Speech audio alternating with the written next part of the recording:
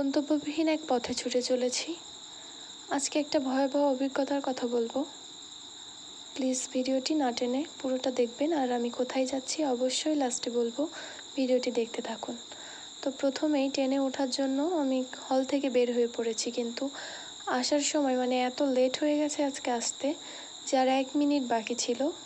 ট্রেনটা মিস হতে হতেও হইল না। তারপরেই তো ট্রেনে ওঠার পরে অনেক যুদ্ধ করলাম, সামনে গিয়ে বসলাম। তারপরে এই সুন্দর ভিউ এনজয় করতে করতে ভুলে গেলাম যে কি আজকে হয়েছে আমাদের সাথে কাহিনী। অনেক ঝামেলা পুহিয়ে এই তো আমরা চিল করতে করতে আসছি। মুড খারাপ সেটা বুঝতে না দিয়ে এই তো আমার গন্তব্যস্থলের প্রায় কাছে পৌঁছে গেছিলাম। তো এখানে নামলাম। এই জায়গাটা কে কে চিনেন অবশ্যই কমেন্টে জানাতে ভুলবেন না। এবার পালা ছিল বাসে ওঠার। বাসে উঠেও ঝামেলা, আমি সিট পাইনি। অনেকক্ষণ দাঁড়িয়ে থাকার পরে একটা সিট পেলাম। তারপরে একটু ক্লিপ নিলাম আপনাদের জন্য। এই জায়গাটাও অনেকে চেনেন হয়তো বা, যারা আমাদের এদিকে বাসা আর কি। তো বলেই দিলাম, আসলে আমি বাসায় যাচ্ছি অনেক দিন পর।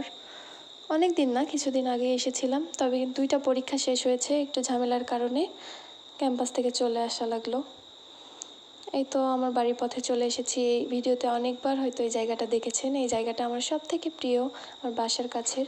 তো সবাই ভালো থাকবেন, সুস্থ থাকবেন। নতুন ভিডিও দেখার জন্য ধন্যবাদ। টাটা সবাইকে।